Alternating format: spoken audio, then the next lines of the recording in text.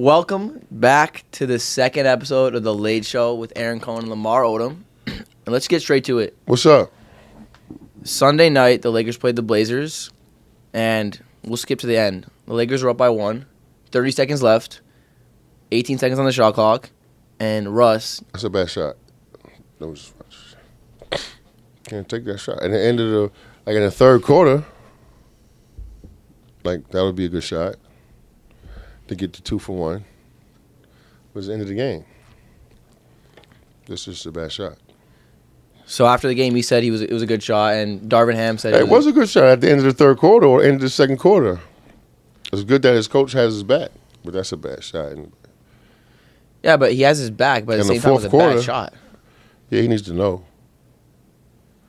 How do you tell him it's a bad? How do you tell a professional athlete that was a bad shot? But besides, sit him down and tell him, get on the line. He ain't gonna put him on the line. I'm saying, but Darvin Ham didn't. He said it was a good idea, but he just wished that he drove to the rim. Yeah, at that time of the game, they were up 1. They were up 1 with 30 seconds left in the game. With 30 seconds left in the game, on the shot clock. And it's quick shot. But also, you take in consideration his really poor shooting start in the first 2 games, and that was the third game. Had a bad night that night too. It's like, listen, even if he was 10 for 10, it's still a bad shot at that point of the game. If you miss, you know what I mean? Well, obviously, if it goes in, yeah, if it goes in, then it's all right. You know what I mean? Yeah, but it didn't go in. So what do you think the Lakers should have done in that scenario? Well, he should have drove to the hole. Russ, or you saying anyone? Anybody at that point of the game, up 1. Me personally, I think LeBron's got to have the ball in his hands, or AD. Was it a broken play? No, it was literally like they get the rebound. They get the rebound, and they're no. Simon scored. They get the rebound. They bring it up. Russ on the right side. But he was just feeling beginning of the shot clock. It was like 6 seconds of the shot clock. Shoots. Let me see it. Pull it up. I mean, he had space. It was wide open. He was in rhythm. I can see why he said it was a good shot, but you missed it. Is it still? I have a question. Is it still? And you got to understand too. Is like you got to understand.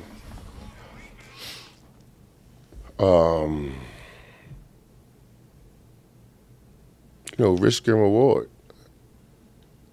You know what I'm saying? As a basketball player, especially this market that you're playing in. You know, the microscope. Yeah. Every game. And on certain players, especially. You know, they're down 0-3, and people are already acting like, oh, the playoffs are over and shit like that. And that's hard to probably play with, but as also going to make or break you. And as an athlete, as a former professional athlete, I say that. Yeah, it's the reason why I love playing in LA. Yeah, I love to see Jack on the court. Everyone right there. My God, let me tell you something. Story it was like being a Laker. We were busting OKC ass one game. And this was around the time where I got a feeling. Yeah. Remember when that song was out? Yeah. And the whole Black Eyed Peas were there. Okay. And that song came on. They gave the Black Eyed Peas the mics, and the whole fucking concert broke out during the game. That was like, I know OKC had to be embarrassed that night. I feel like that's only in LA. Concert break out during our game. I feel like that's only in LA. But that's like part of it. Yeah. You know what I mean? So I'm not saying that on a court, you're saying, yo, if I, make this shot, oh shit, I'm gonna be the hero. Everybody gonna be talking about me in the paper, or if I miss it, the same thing. That's going through your head, but that was the risk that he took. Yeah. And that was the reward. Yeah. That was a bad shot. I'll tell him to his face. I was there. He knows basketball. I was there, and people were not happy. You feel what I'm saying? Fuck the people. This man averaged a triple-double in the NBA. I know he knows that was a bad shot. If he could take it back, he would probably take it back. And now you're down 0-3. I'm not saying it was because of that shot. No, it's a full game. Yeah. You can't. But you having played a big chunk of your career in LA, how did you deal with the negative media attention, negative fan attention? Because the Lakers are going through it right now. Well, I won. Twice. But I'm saying during even in the times where we were like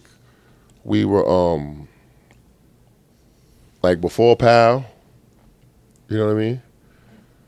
Where we didn't make the playoffs. You know what I mean? That's what I'm talking about. Or exited in the first round. I never went through what Russ is going through in my professional career, and that was like I questioned myself. Maybe the last time, just my last stint with the Clippers, and that's because I came in really overweight.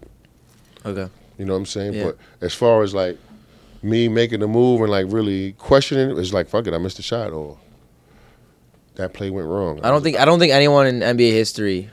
There's probably like a small chunk of players that are going through what Russ has gone through. I mean, but just think, I got suspended in the weed. I mean, I got suspended in the NBA for smoking marijuana, and then had to come out and play for a team that people knew I was going to lose. So how do you deal with that? I mean, I was just confident enough in myself. So confidence. It's called self-esteem. And Russ has that. You know what I'm saying? So you got to dig down somewhere and find it, young man. That's it, because that's funny. The question was the first game that I went to. You know, I seen he got to the basket and he tried to make a pass, and I was just like, that's because he's just second-guessed himself. He was right there. It's just confusing because he has all the confidence in the world, but on the court you see him second-guessing himself. But speaking of Russ, how did you deal with trade rumors? Because every player is going to go through it. How did you deal with it? I mean, it kind of like made me try to like excel. You know what I mean? So you used it as motivation. Yeah, like fuck that. I'm gonna show you what you gonna miss or what you never gonna get back. That's it. That's the only thing you could do. What else, though? My glass is always half full. You know what I mean? Has it always been? Yeah. So I was on my deathbed at one time. I'm saying like before that. Yeah, the way I was raised, I don't know. Yeah. Always. Did it ever discourage you, though, the trade rumors? Or was it always like, I'm going to prove to them? Yeah, I'm going to work through it, bust their ass, and let people know what they're going to miss. You know? But again, I mean, I know Russell Westbrook. You know, I have a lot of faith in him. I know his pops. I appreciate that. And I think it's going to be all right. You don't? And my followers all know me as the guy to always, be the optimist. Yeah. Because, like you, that was the way I was That don't raised. mean you're always right. No, I know. Yeah. But I'm saying that was the way I was raised. Yeah. Always glass half full. Mm-hmm. And I took that side of my life, always being positive, and applied that to my brand and with the Lakers community. Yeah. And I've tried to stand behind Russ for as long as I could, but I can't anymore. Can't do it. And like I said in the last episode, I think Russ is a great player. I think, and I appreciate how he approaches the game 110%, all of that. But he's not working with us. He's just not working with us. And I know it's only been a year, but we've seen enough. Strong community do too. He is. And LA appreciates that. But what does that do for us on the basketball court? Yeah. That's all I'm saying. Love the guy. Speaking about that, I was talking to my friend coming over here, and in a lot of ways I was playing devil advocate even with my own thoughts, right? And I call him God James. Right? Yep. And he's done so many things on the court, and I've been 6'9" all my life, and if I was coming up right now in America, that was the guy I probably would want to play like, without a doubt.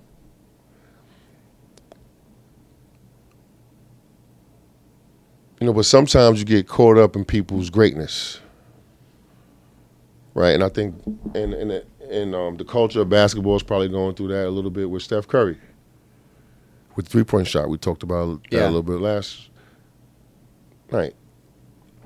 And I think right now the Lakers are really being caught up in LeBron James' greatness. Totally. And I admire him in so many ways. On the court.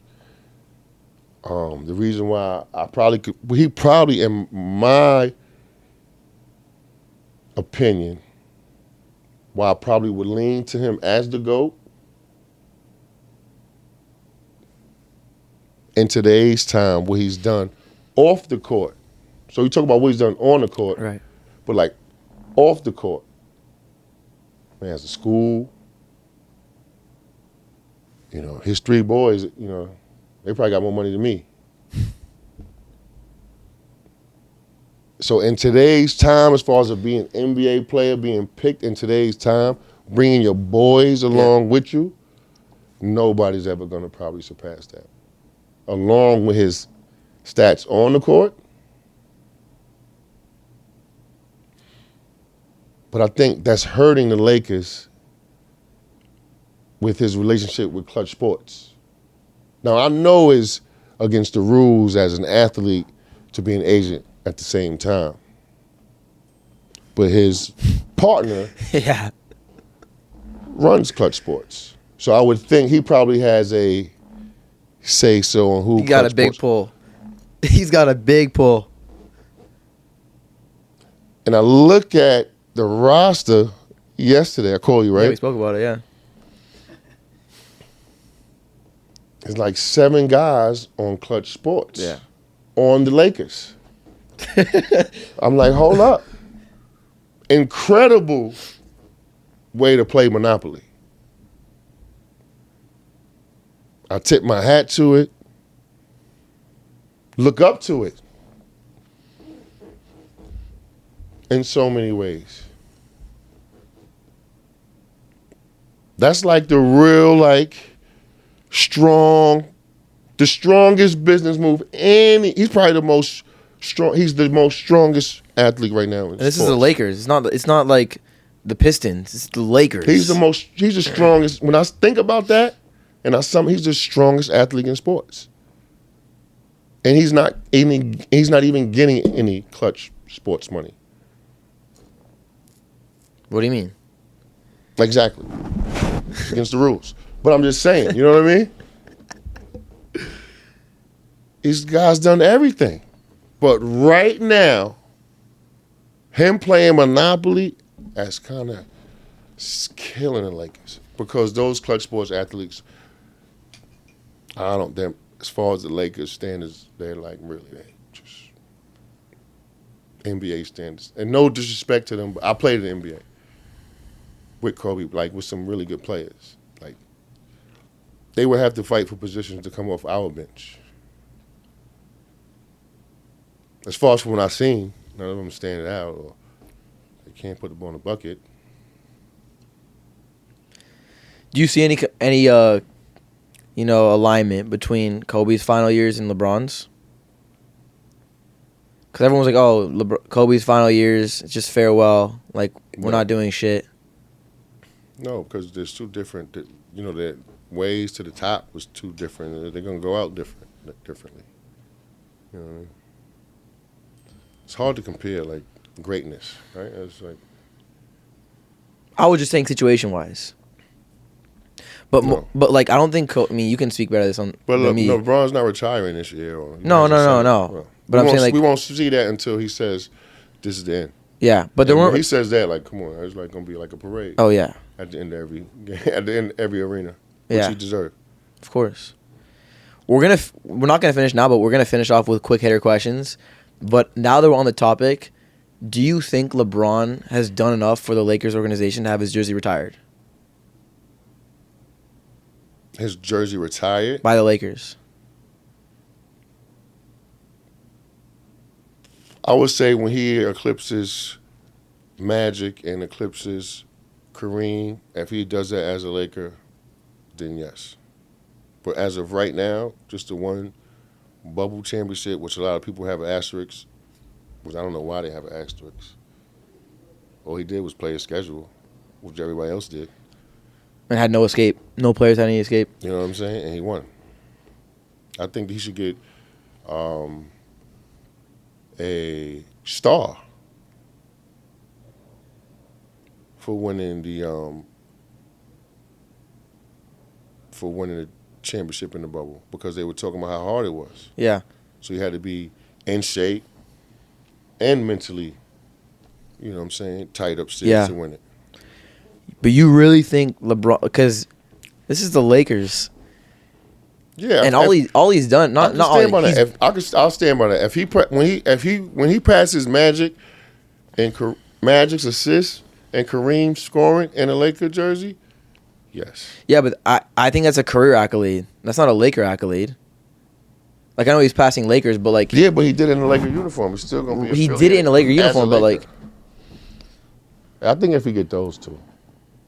But I see your argument. That's a good argument. I personally think that since the Lakers are such a storied franchise, the bar has been set so high. You know, every time you go to Staples, you see up in the rafters like these names. They're not just any names. And I think that, you know, one ring, which we greatly appreciate as the Laker fan base, because, you know, it took 10 years. Yeah. I don't think it's enough. But it'll be interesting to see, because at this rate, how much is he averaging this year? So far? Yeah. 30? Mid-20s. Mid-20s again? Yeah. But I think he'll end up. So at this, let's say if he averaged 20, let's say a decline for him would be 23. He averaged 30 last year. You know what I'm saying? So I don't see him averaging under 25. I get that. I get all that. But I'm saying. So what will it take for you? That was what I was about to say. What would it take for you for him to win another championship? Because he ain't gonna be able to do it with that shit out there. And I'm not calling him, players. No. That's what I was about to ask you. But yeah, I think he'll need to win another championship. One championship is not enough to get your jersey retired, no matter who you are. He's gonna get his jersey retired by Cleveland, Miami, no doubt. But I don't think he's earned it yet. I'm biased when it comes to him. How's your relationship with LeBron? We cool. I don't think it's bad. Last time I hung out with him was 6 years ago. So we got the Nuggets tomorrow night. Oof. Another star. I mean, every team's going to have a star, but we just played Dame, got smoked, and now we're playing Jokic. What was the mentality going into these games when you're playing against one of the, a top player in the league, specifically with Phil? What would Phil tell you guys before the game and during the game? Like, let's say someone's going off. Like, Dame has 35 in the third quarter. But our team was so about us. We wasn't going to do anything, different for anybody. Help coming from the baseline. The most you would get from us is a double in the post if you really, really got it going against us or got Powell or Andrew in foul trouble. But we already had a system that was implemented, physically and mentally, though. So I don't know where this team head is at. I don't know where they're. That's why it's tough to compare. Yeah. Because they're just two totally different teams. Different teams. I can't even really. We're just. Only thing that we haven't really, I would say, in common is that we had a star player, so I can relate to the other guys. I know what they're going through, how it feels to, play with the man. But where do you think that comes from? The camaraderie, the connectedness, and the culture. Everyone's on the same string. I think the understanding of each other. shit, you really day to day, you with each other more than you see your family. Traveling, everything. You know what I'm saying? More than you see the kids. So it's probably healthy to not stay in your room. You feel me? Or go to eat. Yeah. With each other during home games. Or go have pregame lunch with a teammate. Get to know your boy. Look at the Grizzlies. That camaraderie. Yeah, they got a good bond. Everyone. They got a good bond. You know, our leader's in his year 20. Right. You know. I just can't wait to see how bad LeBron wants it and how focused he is possession to possession. I just want to see that become infectious on his teammates. And when I see those steps start to take place, I'm pretty sure our conversations will change. I hope they do. You know what I mean? Because we're 0-3 right now. As far as what we're seeing. Energy. You know what I mean? Everything. Because, like when you say energy and, their coach was a scrappy dude. He wasn't a flashy bucket getter. He was nasty, tip dunk. If I get some garbage down here, cool. If not, where the rebound at? Right. So, I'm waiting to see, the way he played the game rub off on his team. Because, shit, if that's the case, let me coach him.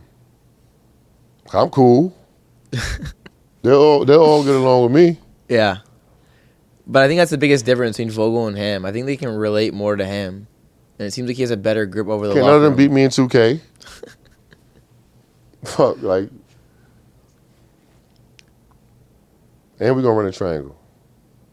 Like. Do you think we'll start seeing a trend of younger coaches, or more younger coaches like the Celtics coach? I know there's a whole situation with Udoka, but guys who are younger and can relate on a personal level. These dudes getting younger and younger and younger, man. Coming to the league at 18 years old. Getting crazy and crazy and crazy. That's how you can just look at the dude's hair. You feel what I'm saying? I think so. As long as you know the game and you can relate, and you know your shit, and you on time.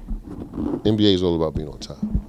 What do you mean by that? You could be a killer at night, but if you on time, you a good dude. And they all know what I'm talking about. You're a good dude. Real rap. So I think we'll see what happens with the Celtics, because this is the young. I think I could be wrong. Seems like the youngest NBA coach in history, Mazzulla, for the Celtics. And they're How is it? I haven't been watching the Celtics. They're good. I mean, I think they're 3-1. 3-1? Yeah. And they're good. This guy knows. Celtics fan behind the camera. Celtic boy over here. But I don't know. We'll see. Tough game tomorrow night in Denver. I hate the fucking Celtics, bro. How can you wear that? How can you wear that green then? Because I'm a fashionable dude. I've never been so disrespected at a basketball game in my life. And I played in crowds where they fucking chanting SAT, SAT, SAT, SAT. What does that mean?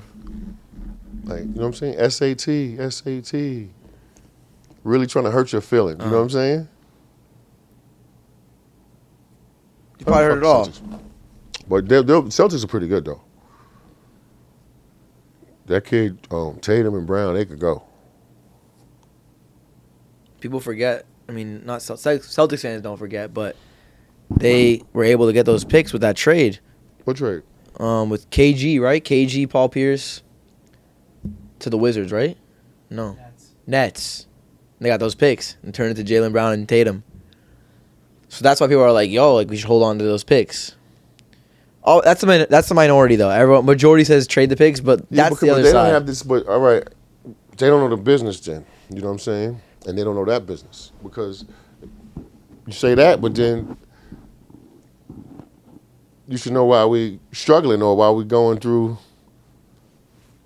bumps in the road. Yeah. You get either or. We'll see. We'll see what happens. But let's finish it off with some quick hitters. I'm going to read off my phone. So we're going to try to do this most of our episodes where, I'll put a questionnaire on my Instagram story and we'll have submissions of questions that they want to ask you and me. And quick hitters, like short answers. Do I have to answer them quick, or does answer have to be short? Or I don't have to be really I don't have to really get into it too deep. I don't have to be deep on the You answers. can do whatever you want, but Perfect. It's a podcast. you do, bro. This is our podcast. We do whatever we call want. it the way we want to call it. There you go. First question: who was your favorite player to guard? To guard? To guard. That means I locked him down, or it was just a battle. It could mean it was fun. Like you look forward to it. You're circling that on your calendar. Zach Randolph. Zach Randolph. And some of them times he got the best Battles. of me. Some of them times he got the best of me though. Battles. But I just knew it was just gonna be like I probably had to have my best defensive techniques that day. Probably was gonna lift before, shoot around, and before the game. He was like a dude I respect on the court, but he was like a respectable, dirty type player. Like, you know what I'm saying? Like, you had to come with it that day. It was Zach Randolph. I wouldn't have thought about that. Like, that's why I love this kind of stuff. Yeah. Next question. Is there any player currently in the NBA that reminds you of yourself? Asked by Ruben Fernandez. In today's game? Yeah. If you can't think of anyone right now, it could be, like, retired, but preferably, like, right now, you have your eyes on, like, yo, that guy reminds me of me. I mean, the way he passed the ball and his ability, I would probably say LeBron, but Like his passing ability. I'll be patting myself on the back by saying that. You know what I'm saying?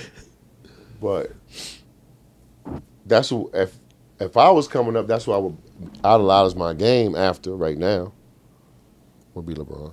Okay.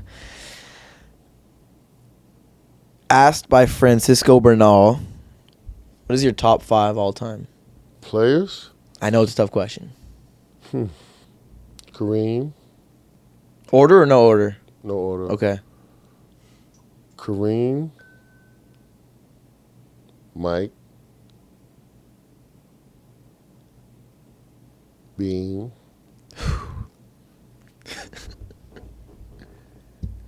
Braun.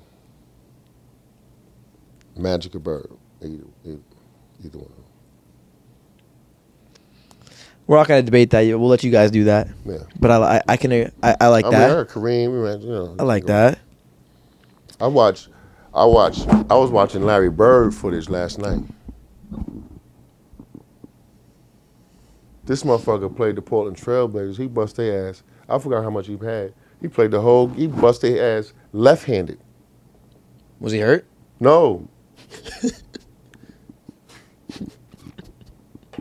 Just like, fuck it, I'm gonna bust their ass with my left hand. He used to talk mad shit. In today's game, he probably getting tech thrown out every game. I hate that. It's like You can't even talk shit in today's game. Can't even look. You can't even look. He used to talk mad shit. Couple more. This one was asked by Ryan Han. Do you think LeBron has won his last ring? No. Next. Asked by Steve Godinu. Who is the greatest Laker of all time? That's tough. I mean, because for obvious reasons, you could say Kareem. Most points, right? Then obviously Magic, and then Kobe. And then you hear what Magic said. Depends on Kobe what- is. Kobe, Magic said it, right? Yeah, Magic said it. So I would say Kobe. Kobe? If it came out of Magic voice, Magic mouth. Agreed. You know what I mean? Yeah. Shit, I Kobe agree. told me he was better than Michael Jordan on the back of the bus. When was that? I don't know. We was coming from somewhere. I don't know. I think he might have just kicked somebody's ass or whatever. He was on the back of the bus. He was like, "Yo, I'm better than Mike." Was this like when he was like, young? Yeah, all right, Bean. Towards the end of his career? Huh? Towards the end of his career? Or was this like when he was like 2005? No, it was like 2009. You know what I mean? Like prime Kobe. Word. I don't know what the fuck made him even brought that conversation up.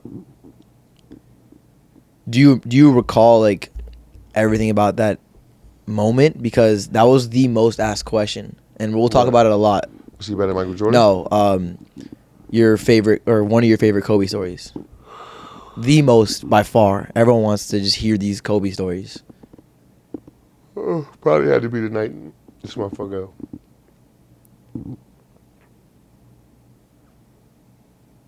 Man, he had 63, and the Dallas Mavericks had 62. 3 quarters, right? He was scorching that night. So many nights, man. But what's it? Hold up, though. Practice. How about this? In practice, when the team, they know what set we running. We running the triangle offense against. We got to run it offensively and defensively. Mm.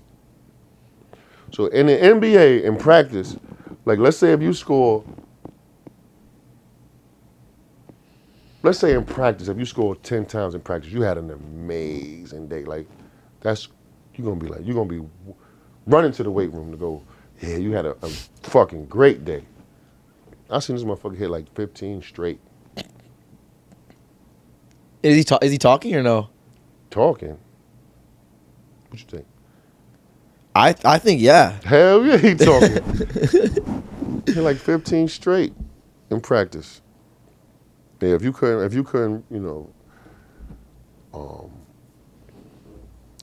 develop good habits around that dude, then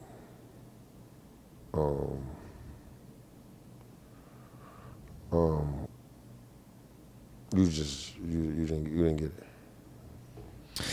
Last 2 questions.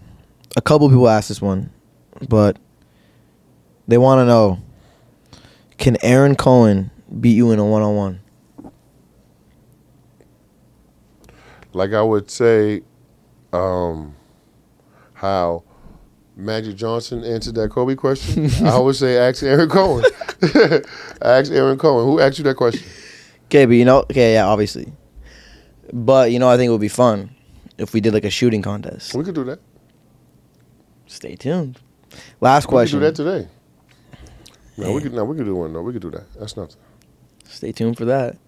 Last question. You've been in LA for a long time. What's your favorite restaurant in LA? That's easy. Easy. What is it? The Lobster in Santa Monica. Funny, because I've never even heard of that place. You never? I know I keep kosher and I'm in my little bubble of kosher restaurants, but yeah. I would say we can try it, but I can't eat it. You can't eat it? I can't have lobster. I keep kosher, but you know what we Lobster's can do? not kosher, it's fish. Unfortunately, it's not. But you know you what can't eat fish? I can have fish. But why not the lobster? It's shellfish. That's why? We got to ask the rabbis on that one. But my favorite restaurant we can go to, it's called La Gondola. It's on Wilshire and Doheny. Italian steakhouse. They got everything. And have I seen it before? It's on Wilshire and Doheny? It's on Wilshire and Doheny. I had to see it. Ran by Chef Neer and Jonathan Weinblatt. Fire. We'll make it out there for sure. But thank you guys again for tuning in. This was the second episode of the LADE Show. Lamar Odom, Aaron Cohen. We will see you on the next one. Peace.